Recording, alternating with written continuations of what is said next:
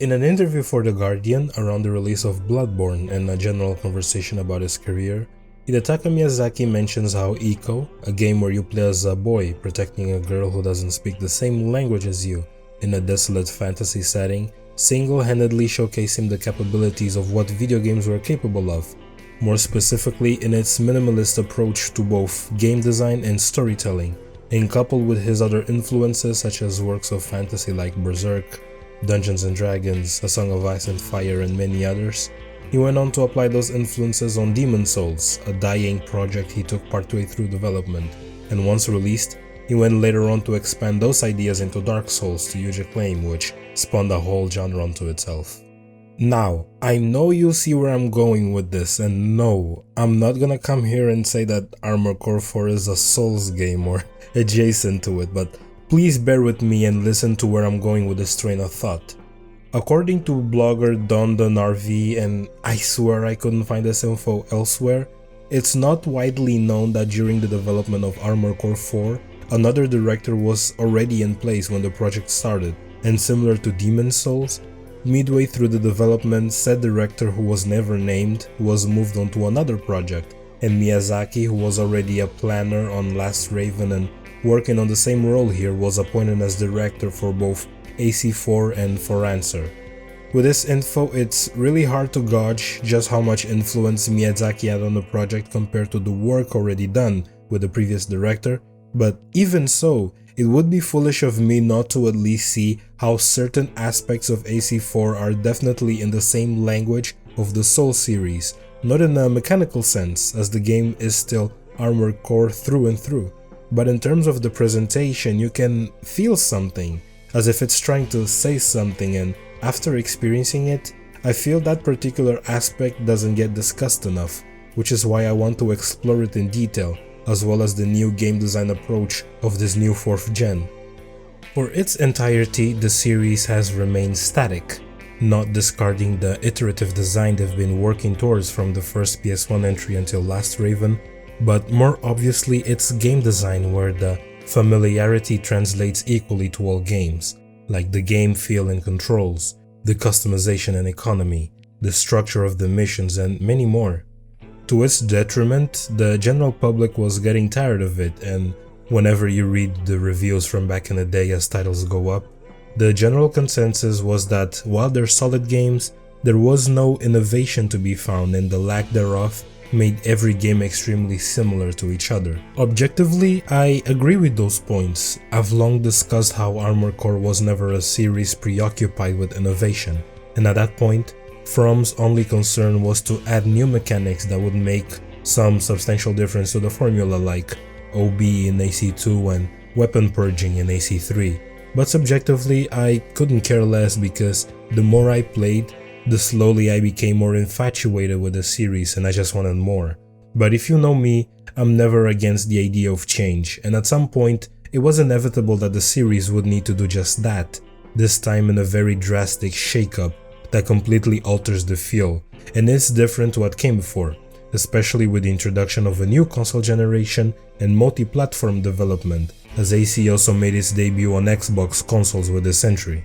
The result? A game that successfully achieves in its ambition to be different from the past and carve out a new formula that would later come to influence future entries. But incidentally, changes behind the scene caused a sort of rift between both the main game and its pseudo-sequel, where in one you can feel how its development shift had an effect on the project and consequently making it feel very shallow but otherwise fulfilling through other means, while at the same time the other says "fuck it, we ball" and absolutely goes all out in expanding and maximizing 110% of all its systems and features, turning it into, with no shadow of a doubt, the best entry in the series and successfully bridging the new with the old.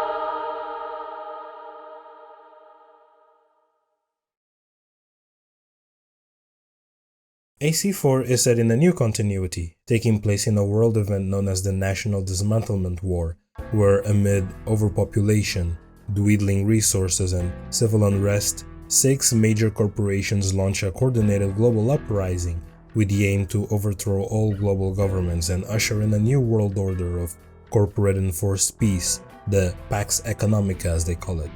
And with the ravaged landscapes caused by the war, people had to be relocated into colonies and forced into hard labor to efficiently redistribute the diminishing resources. As years go by, a technological gap opens between the corporations with the advent of Kojima technology, which utilizes potent and hazardous Kojima particles as energy. Kojima technology is instrumental in the creation of next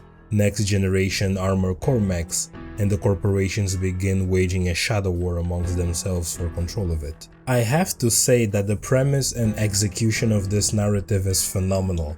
AC is no stranger to grim narratives and overall bleakness, but no entry has reached close to this level of complexity in this somewhat simplistic setup. And while you may not necessarily feel remorseful by some of the actions you commit, I'm pretty sure at least some moments will tug at your emotional strings in some shape, way or form, and part of what makes it phenomenal is how minimal it is and how the emphasis on the human emotion is thoroughly worn on his sleeves. One of the 6 companies just fell by your hand. I never imagined it would come to something like this. You're truly amazing. I never would have guessed, looking at you back then. I miss those days.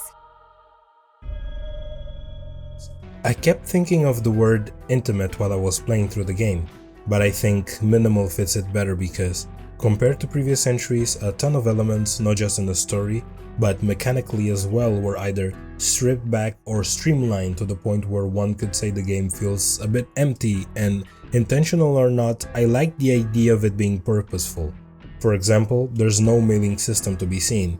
Most of the cutscenes are just static images with no music. Your handler hands you out your assignments instead of being contacted by any of the corporations individually throughout the game, which in and of itself gives the biased perspective of a single entity, a very human one I may add, instead of the money-grubbing corpos who come up with a sophisticated lingo to get you to work immediately. This combination also makes the story feel more intimate on top of the minimal atmosphere it exudes, which is something the series lightly played around with in AC2, where the handler has been open-heartedly portrayed to have some emotional affection for the main pilot. Raven, where will you go? What will you do?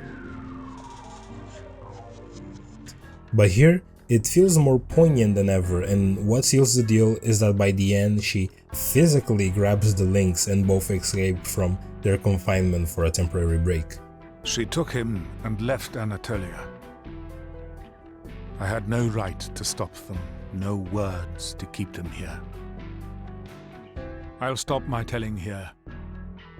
It isn't my place to speak of what happened after that. Which feels very bold in a way an AC story hasn't been before, and the last entry that I vividly remember playing that human element strongly was Master of Arena, but on a different level.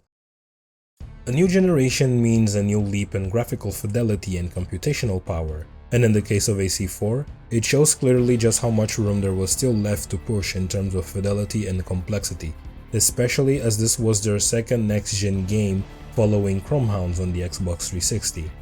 This complexity comes from the ACs themselves and all of their intricate parts, as well as the scale of the levels and how much broad and expansive they feel, not just for looks, but for the added layer of interactivity to be had with the environments, like footprints left by the ACs,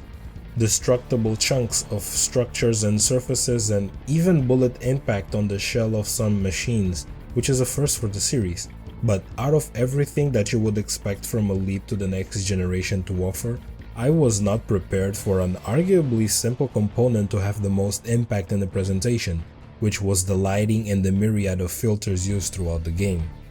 The PS360 era is known as the generation for its heavy reliance on the boring grays, brown hues, and piss yellow that never really contributed to the tone in an evocative way, and besides some outliers like Killzone 2 or the Gears of War series that made effective use of them evocatively, It is generally agreed upon that this phase was mostly all bark but no bite. And if you follow me on Twitter, which you should if you don't because the whole account is a Pandora's box, bro, you know I'm a sucker for good lighting, and I often gush about it whenever it is for older or newer games.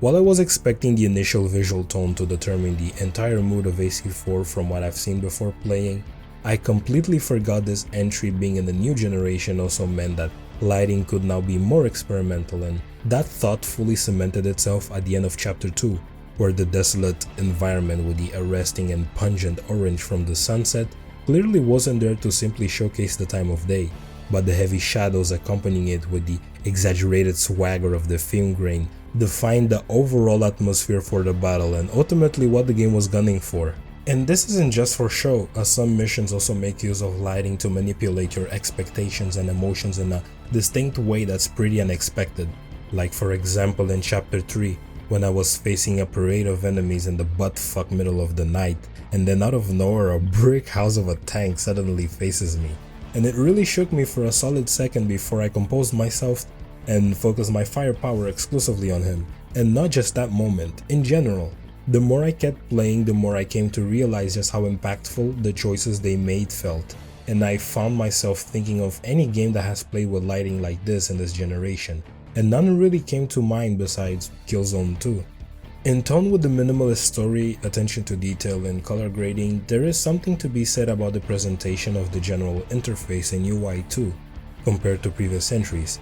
Menus feel very sterile and corporate, lacking any sort of expressive animations and sounds that instantly pop at you. The colors are very monotone and simplistic, never making any effort to stand out from the crowd, and the customization menu is so streamlined to the point where your first hours are just confusingly bumbling across various options, trying to figure out what works with what, with all of it accompanied by background music that slowly becomes more minimalist as the state of the world further progresses throughout the chapters.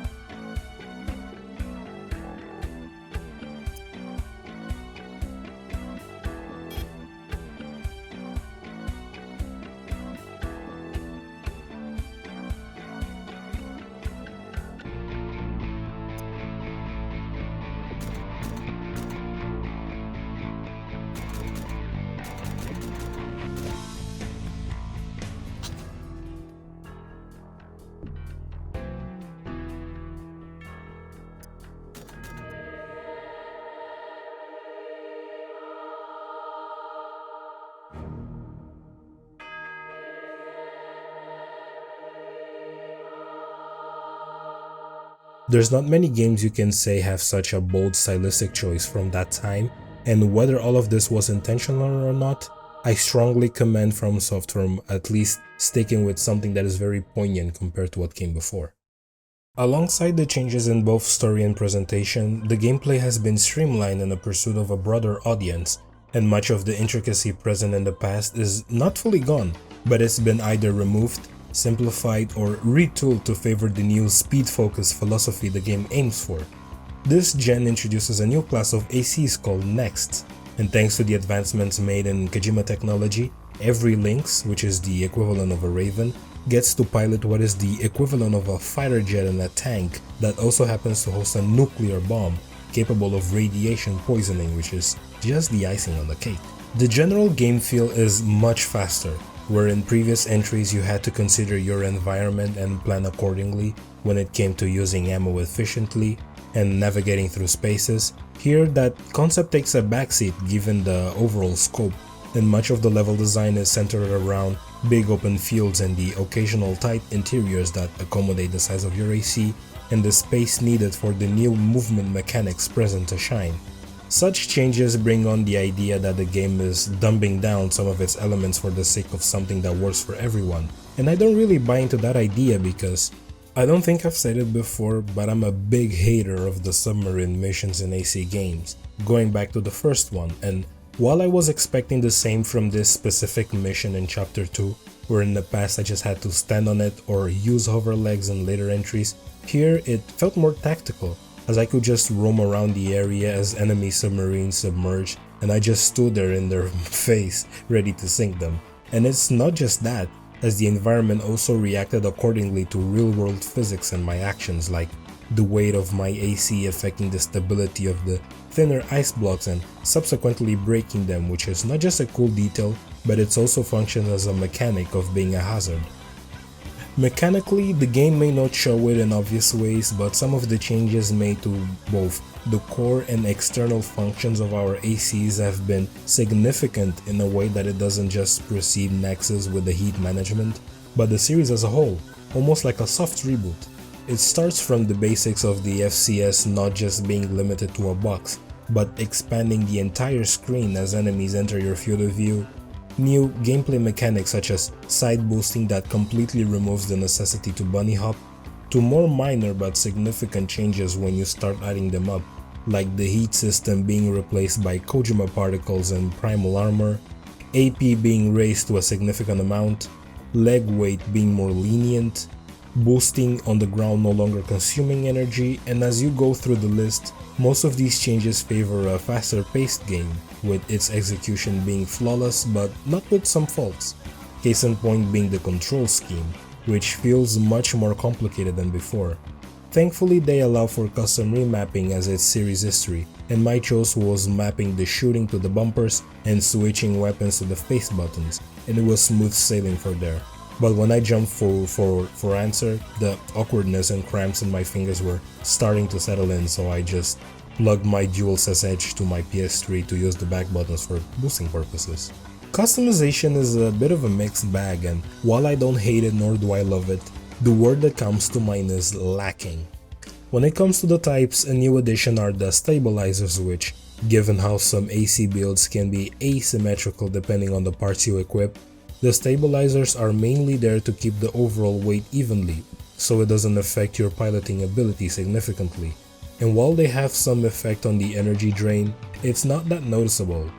This was one of those new additions where I honestly never understood how to efficiently use it, and instead of ignoring it, I just made use of the auto function and purposefully bought some parts as well to see how the system would equip them, if at all.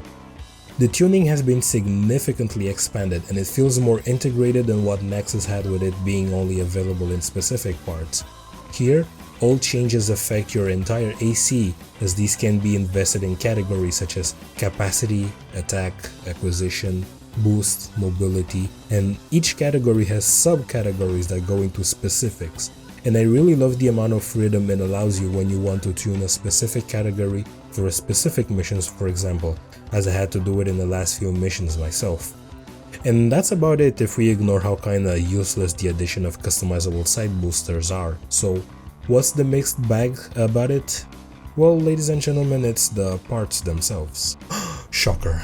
No shade to the parts that are already present, but even with the vast amount on offer, there's this feeling that some parts are just there for the sake of being there, and the ones that are excellent just take some time to unlock. I do blame this partially on the new gameplay additions that inadvertently saw the removal of some parts and components I do miss, but understand how they don't translate well with this new language, like hover legs for example, as you can now hover in water with all legs. Optional parts that give your AC an edge in battle, and they were fun to mix and match. Night vision goggles or biosensors in certain head parts, which in the grand scheme doesn't really matter here, and just like I said, all of these are pretty insignificant for the type of game AC4 aims to be, and I fully respect that, but I can't help but miss it sometimes. Substituting the 3 ACs you can also have as presets is the new schematic system that lets you play with the ACs of opponents you have to fight, either in the main missions or in the arena, and it's a neat addition, I have to say. And when I say neat, what I mean to say is that I never made significant use of it besides saving some designs I wanted to go back to. But trying out other AC presets really didn't speak that much to me, as I was way more busy with optimizing mine for general scenarios like a Swiss Army knife that can cheese its way through crappy mission design, like the 3 nexts you have to fight inside a Kojima research facility. In a twist of fate, this soundtrack is single-handedly composed by Kota Hoshino, at least from what I could find online. No mentions of Tsukasa Saito nor any of the previous members of Noib, it's just him. And when you consider just how daunting that task may sound when the series has mostly seen a collective of more than one composer, especially transitioning to a new generation where you need to take account of the new musical systems and equipment to be up to date, it's safe to say he did a phenomenal job in not just transitioning smoothly, but also shifting the musical tone of the franchise to a single genre with no more than 2 additions. The only returning member here is Ayako Minami, one of the composers for Last Raven, whose only work here was arranging the opening track Overture and nothing more, which, even though minor, in this house we strongly recognize the composers regardless of presence or significance. With its more serious tone, Kota makes the smart decision of shifting from the electronic sounds of the past and its various mixes and other adjacent genres to mostly rock and prog rock compositions, in turn making it feel more natural when you place it in front of the environments these death machines battle around, and just how hollow it makes the overall scenario feel. And that's not to say there aren't the occasional fast-paced tracks, which easily steal the show with how ferocious and prominent they are during intense battle with other nexts. There are some tracks that definitely stood out to just how impactful they felt, and here are some of them.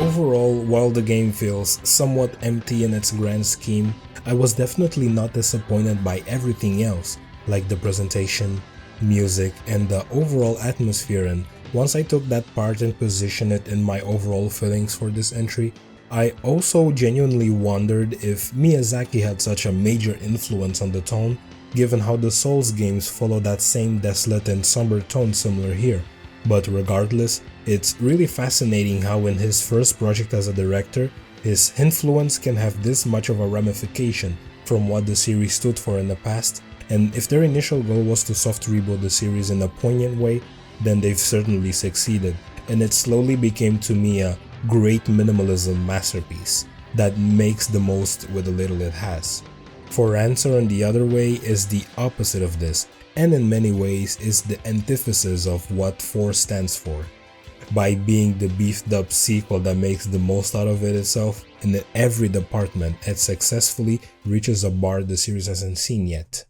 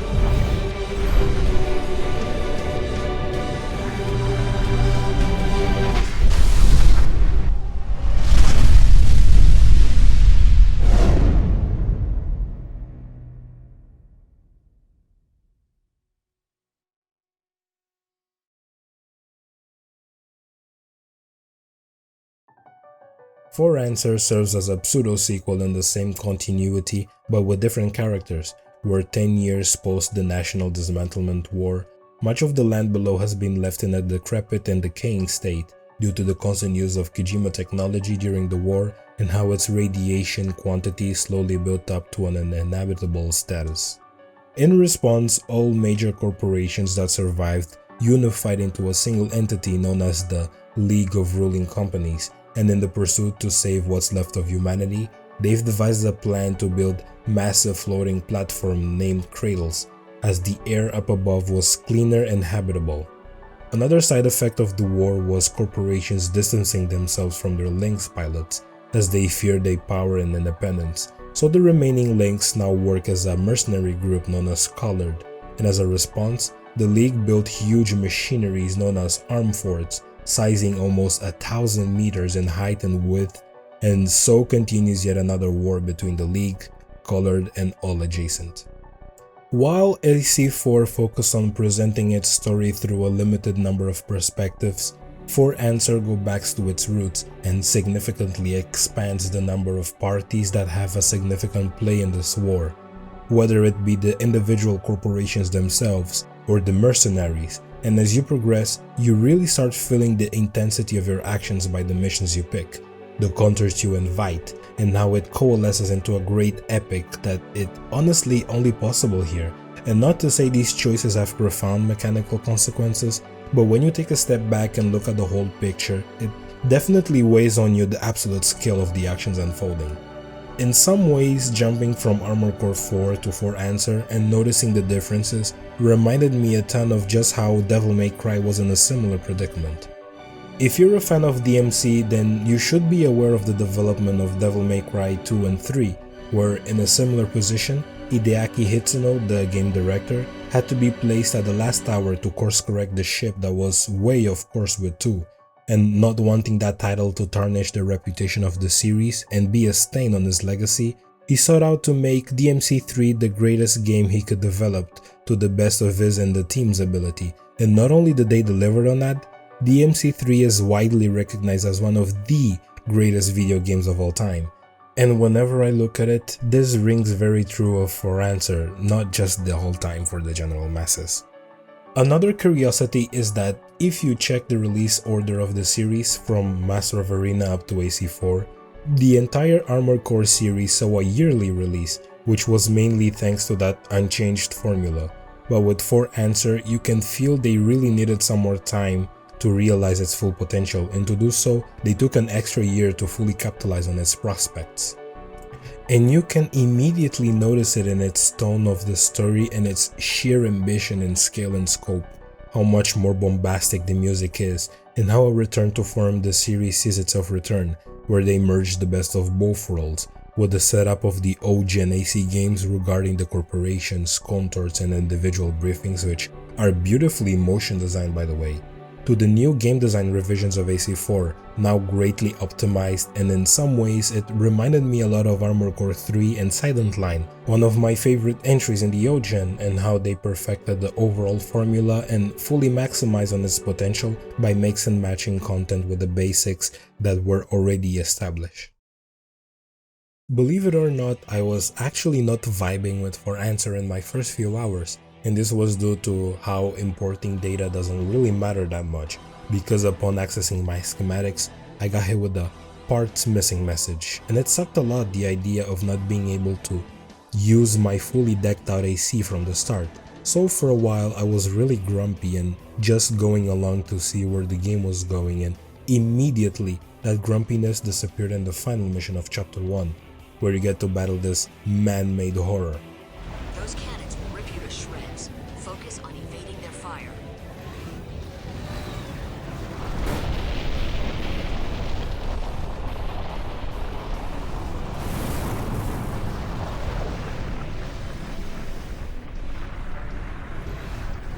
I was genuinely dumbfounded when I saw just how stupidly large this fort was, so much so for a second I momentarily forgot the briefing and I was just thinking of ways I could tackle such a monstrosity until my operator reminded me what to do, and I got my head back in the game. And Spirit of Motherwill is not only the large make you fight, as later on, in subsequent playthroughs, you get to face uniquely designed arm forts with various methods of being taken down, and this is by far one of the greatest additions to the AC series that contributes massively to the whole experience. Alongside the arm forts, multiple endings return as last seen in Last Raven, and subsequent playthroughs are required to achieve them, as some missions are locked until you beat the game once. This alone made me view the game in another picture the more I played it, because like I said, my first playthrough post chapter 1 was pretty alright, but the more I started unraveling more of the story, playing the locked missions, 100%ing the arenas for both my Colored and Orca playthroughs, to suddenly being overwhelmed by the sheer number of parts available like the Moonlight Blade, the XCGBO50 to even White Glint's parts. I never really expected the game to go this deep into the amount of customization on offer, and as a result, I never lasted more than 5 missions with the same build, as I was equipping stuff that either looked cool or had a specific purpose I was looking for. Then there's also the mission design that feels like a mix of Silent Line and Another Age, where the designers just go all out to best fit multiple layers into a simple go here and kill everyone missions. And some are pretty simple for the sake of the story, while others are in service of a power fantasy that can only be delivered with this new focus on speed. Sometimes it's pushed too far for those of us that really struggle with difficulty. And the last mission to obtain ending 3, as you side with the Oath King, is the peak of this definition, and actually, I'll just come out and admit that I didn't even attempt to get ending 3, because of how ridiculously crazy the requirements are to get it. I just know my limits, and instead of losing my mind like I was with the last mission of ending 2, I'd rather save my peace of mind and simply accept that this isn't for me, and what I already played from the 2 playthroughs was enough to leave a grin on my face and satisfied. There is also the frame rate, and oh my god, the frame rate.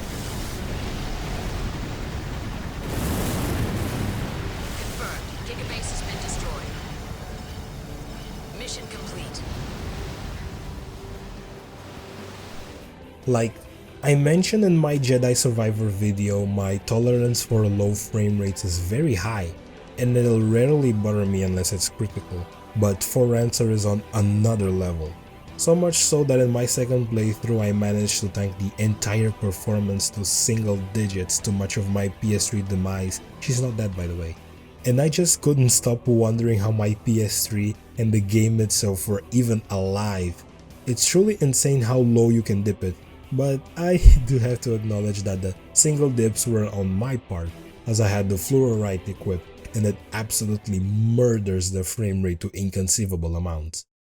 Coming out of AC4, Kota Hoshino and returning composer Hideyuki Eto from Last Raven definitely took it upon themselves to match the same energy when making the soundtrack for Answer, and what I really love about this soundtrack is how much more expansive it feels. They never abandoned the influences of AC4, and here, not only do they take what worked really well, but the amount of diversity you hear feels very overwhelming in the good sense, and is very cohesive across its 33 tracks. Whether it be tracks that imbue a sense of nostalgia and naiveness,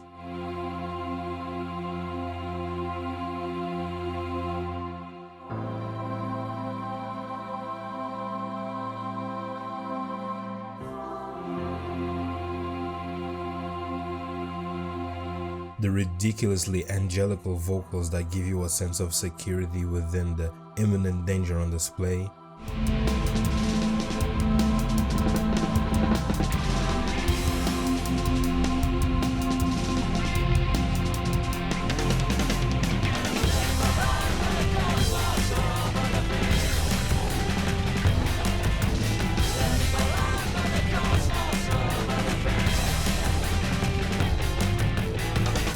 very aggressive and agitated compositions that surpass the complexity present in 4,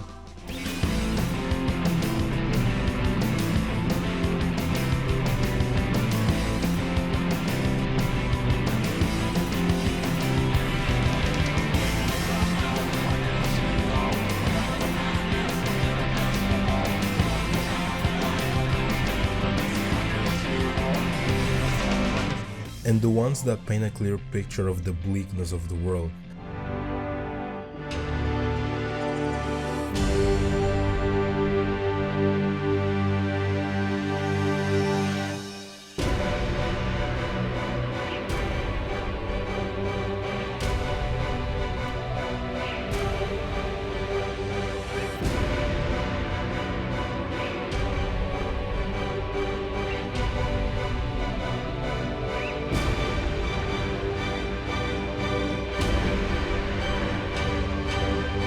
This is some of the best work both produced, and together with the soundtrack of AC4, they elevate an already great experience into newer heights. In many ways, FromSoft made a risky bet with changing the core formula, given how long they've stuck to their guns for almost 10 years up to that point, and development woes aside, it's safe to say they nailed their original intent with AC4, and while that title was in hindsight the basis of where to take the franchise forward, For Answer fully amplifies those ideas into something that's bigger in scope and dense in content in a way only they could have structured. And seeing the return of most of the major components in FA, I couldn't be more happy the game ended being a sort of greatest hits game that successfully merges the past and present. And consequently, it is up there with 1, 3 and Silent Line as some of the best experiences the series has to offer, which, by the way, if you intend to play any of the Gen 4 games, I strongly suggest playing both 4 and For Answer, because as a singular package, it demonstrates how they would be entering into an experimental phase unlike before, partially to the slow success of Demon's Souls. With all of that said, join me next time as we discuss both Armored Core V and Verdict Day and puzzle out why it's such a divisive entry. If you enjoyed the video, leave a like, subscribe, share with your friends and activate the bell so you can get notification of my latest videos, and thank you for watching.